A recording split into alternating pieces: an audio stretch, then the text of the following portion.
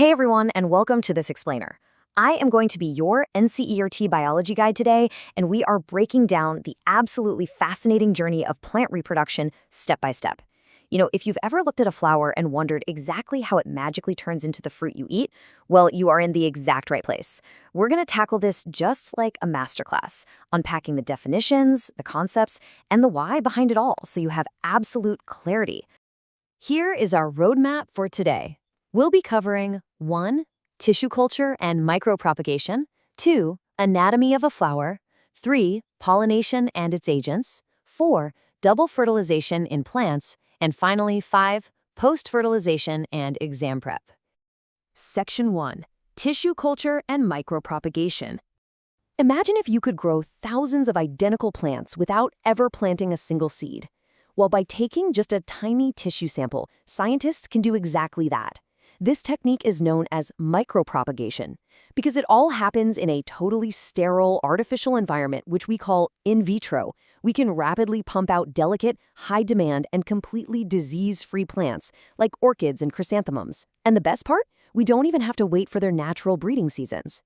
So how does this actually work? We start by taking a tiny tissue sample from a healthy adult plant, like a little piece of a leaf or a stem. Then, we pop that sample into a sterile petri dish packed with nutrients. Very quickly, those cells start dividing like crazy and form this green, undifferentiated mass called a callus.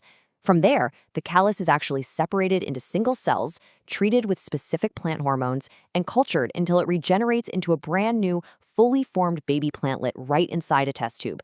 It's basically plant cloning. But we have to look at the whole picture here. While vegetative propagation techniques are super fast, pretty cheap, and create superior disease-free clones, there is a massive flaw that you cannot forget for your exams. Because every single new plant is an exact genetic clone of the parent, there is absolutely zero genetic variation.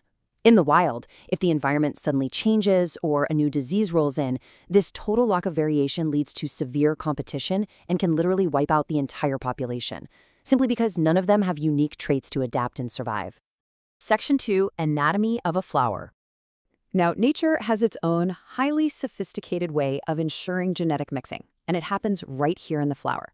Think of the flower as the reproductive engine of an angiosperm.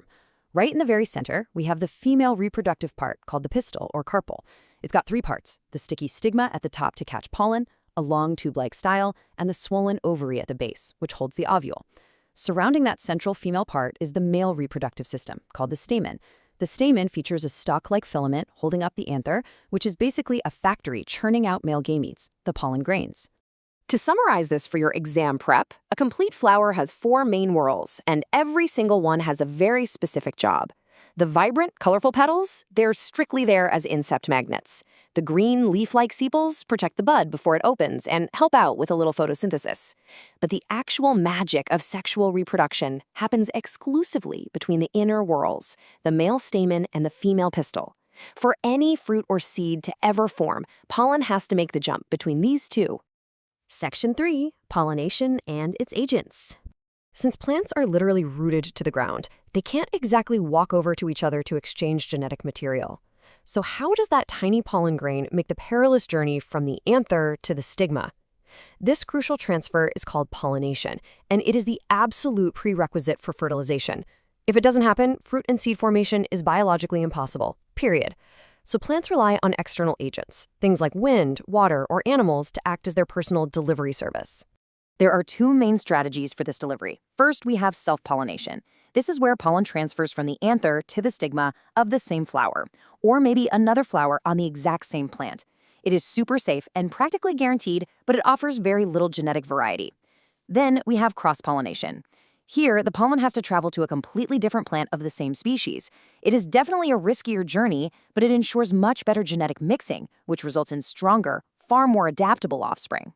You really want to pay close attention to the evolutionary adaptations here, because plants have totally customized their flowers based on their delivery agents. Wind-pollinated plants, like maize and wheat, produce massive amounts of super light, tiny pollen, and they have these long, feathery stigmas just to catch it drifting by in the air. Water pollination is used by aquatic plants like hydrilla, but if a plant wants to use insects or birds, it basically has to offer a bribe. Flowers like hibiscus or sunflowers use bright, fragrant petals and sweet nectar to lure in bees and birds, ensuring their sticky pollen catches a ride on the animal's body. Think about the sheer numbers from our NCERT activity data. Wind pollination is essentially a giant lottery game. A wind-pollinated grass might release up to 1 million pollen grains per flower just to successfully form maybe 50 to 200 seeds. It's wild. Most of that pollen is just lost to the breeze. Conversely, an insect-pollinated sunflower uses only about 20 to 40,000 pollen grains to form up to 1,000 seeds. Because insects deliver the pollen directly to the target, it is vastly more efficient. Section 4. Double fertilization in plants. Okay, so once the pollen successfully lands on the right stigma, we enter the most complex phase. The pollen grain doesn't just fall into the ovary. The stigma is way up at the top, and the ovary is all the way down at the bottom. So the pollen grain actually has to germinate and grow a microscopic tube called a pollen tube. This tube grows chemotropically, meaning it essentially follows a chemical GPS signal, pushing its way all the way down through the style until it reaches the ovary and penetrates the ovule. This tube acts as a protected highway for the male sperm cells to travel down. The real magic happens right down inside the embryo sac, which is tucked inside the ovule. When that pollen tube finally arrives, it releases not 1, but 2 male sperm cells. And this kicks off an amazing phenomenon that is completely unique to flowering plants: double fertilization. To ensure you absolutely ace this concept on your exams, you need to understand both parts of this process. The first sperm cell fuses with the female egg cell. This forms the zygote, which will eventually divide and become the actual baby plant embryo. But what about the second sperm? It moves further in and fuses with 2 structures called polar nuclei. This forms the endosperm. Think of the endosperm as the ultimate packed lunch for that baby plant. It's the nutrient-rich tissue that is going to feed the embryo as it grows inside the seed. Section 5. Post-Fertilization and Exam Prep. Once fertilization is complete, the flower undergoes a massive transformation. It doesn't need to show off anymore, so the petals, sepals, and stamens usually just shrivel up and fall off. Inside, the ovule develops a tough outer coat and hardens into a seed, safely housing our baby plant and its endosperm, packed lunch. Meanwhile, the walls of the ovary grow rapidly and aggressively ripen into the fruit. So next time you are eating a delicious mango, just remember, you are literally eating the ripened ovary of a flower and throwing away the seed that contains the actual plant embryo. All right, let's test those higher-order thinking skills with a real-world scenario directly from our NCERT sources. Imagine a farmer plants 2 distinct varieties of maize side by side. He notices that seeds are only forming when the pollen from variety A blows over and reaches the stigma of variety B. Based on everything we've covered today, what specific type of pollination is occurring here? If you guessed cross-pollination, you nailed it. Even though they are both maize plants, the pollen physically traveled from the flower of one distinct plant to the flower of a completely separate plant variety. And remember, this is the exact mechanism that introduces crucial genetic variation. Let's try one more concept. Take the seeds of Calotropis, which is also known as madar, and the classic dandelion. You've probably blown on a dandelion before, right?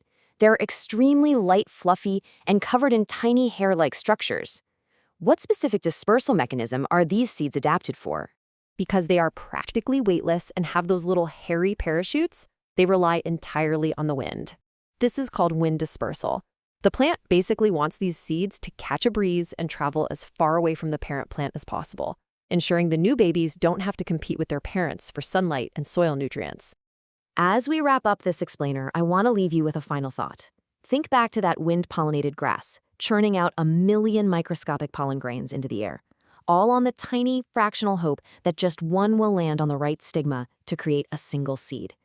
Consider the incredible, energy-intensive lengths a simple flower goes to, from bribing insects with nectar to engineering precise chemical highways for sperm cells, just to ensure its legacy continues. It really puts the food on our plates and the flowers in our gardens into a whole new magnificent perspective, doesn't it? Keep observing, keep studying, and I will catch you in the next explainer.